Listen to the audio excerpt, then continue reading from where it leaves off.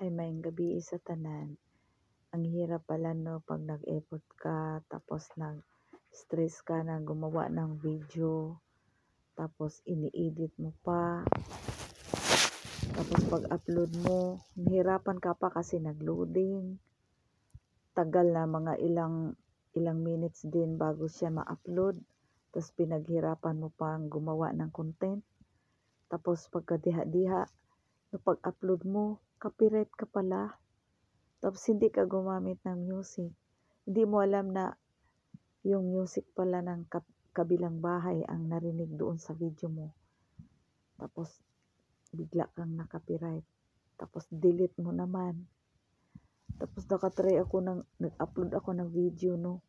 Nag-upload ko sa Reels sa Facebook. Long form ang ina-upload ko doon. Tapos pag-upload ko siyempre, long form. Natingalan ako na kay pag tanaw na ko sa kong video man na akong upload daghan naman kaayo. Na may part 1, part 2, part 3, part 4, part di na ko nakala. Ano ba to? Hindi ko naintindihan kung bakit ganun. Kasi naabot na siya sa part 14, part 15. Di nagpunta naman ako doon sa sa activity log. Ang hirap magbura. Nagtanong ko sa iba na bakit na ganun? Ba't ganun dumami? Yun pala yung sa playlist ba yun? Hindi ko na off. Bakit ganun? Dati hindi naman diretso naman pag-upload. Isa lang yung ma-upload ko. Tapos ngayon bakit ganito na? Na yung nasa playlist, palagi lang siyang naka-on. Tapos dapat pag nag-upload ka ng ganun, long form sa Facebook Reels, imo to siya nga gi-off. Dapat hanapin mo na to. Tapos gi-off. Natingala lang ko mga guys. Dati pag nag-upload ko, diretso naman. Di man siya magano na part 1, part 2. May nalang gani kasi alam ng pinsan ko kasi Facebook creator din siya. Kaya nun, tinuruan niya ako. Buti na lang.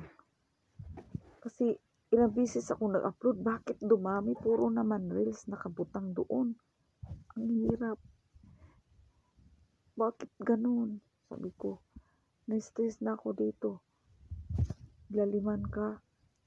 Nag-upload ka ng isang long form video. Tapos, naging 1, 2, 3, 4, 5, 6, hanggang 20. I-delete ka agad. Maayo kung ma-delete agad. Hindi naman ma-delete agad. Pupunta ka pa naman doon sa activity log. Tapos pagkatapos doon ka sa trust. Doon ka. Kasi pag dili ni mo to mapunta sa trust, di po to nimo ma-delete na ara po to dito.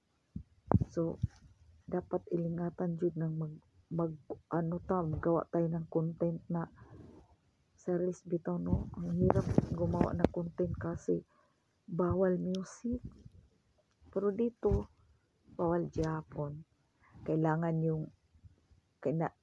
jud nga dili na lang tamo lagay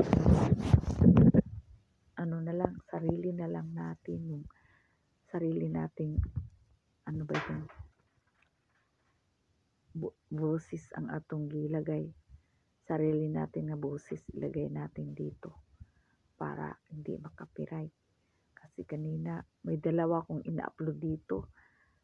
Naggigitara lang ako, kumakanta lang ako, pero bakit copyright? Copyright din siya. Nagkanta lang ako, tapos medyo na haba-habaan siguro yung kanta. Copyright pa din siya. Sayang. Pinaghirapan ko din na kumanta, naggitara. Kasi lahat ng ginagawa natin content, pinaghirapan natin yon. Tapos dapat magsusi muna tayo kung ito ba'y makapiright. Baka mayroong nakatugtog sa kabilang bahay o baka mayroong nakatugtog dyan sa tabi mo, yung makasamahan natin sa bahay. So, dapat silip-silipin muna natin kung gumawa tayo ng content na eligible na walang copyright ng ato jud mismo jud na ato ang hinimo. Magsilip-silip ka muna sa tabi kung baka mayroong nagpa-music diyan. Bugawin mo muna yan, sabihin mo muna, kausapin mo muna, umalis ka muna kayo dyan. Nahirapan ako magtagalog.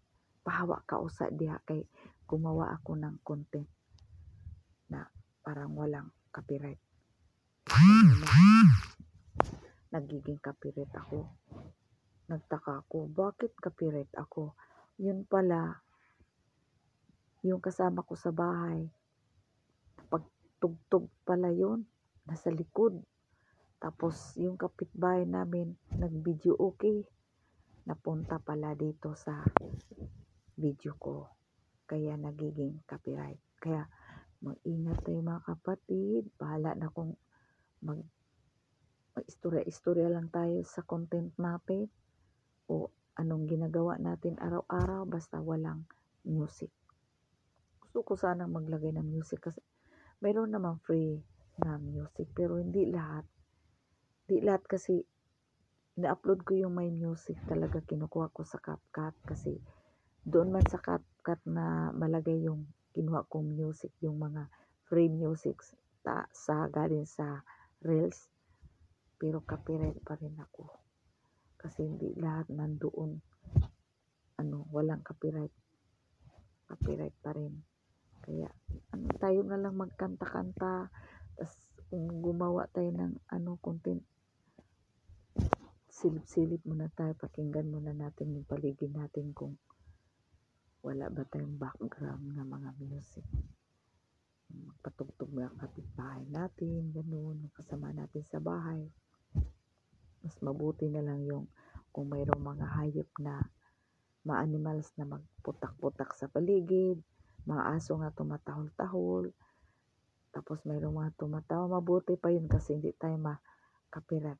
Pero kung tugtog na yon sa kabilang bahay, nag-video sila, tapos gumawa ka ng content, tapos madinig doon sa video mo nga ginawa mo, sigurado ko tayong copyright tayo.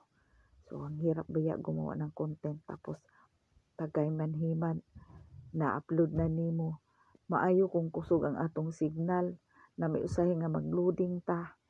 Kunya pinaghirapan mo sa ilang oras kasi pag nag-upload tayo ng video, pag hinay kang signal, ngayon nag-upload ka, mamaya pa yun ma-upload. Tapos pag na-upload na, pagkay manhiman day copyright ka, sayang.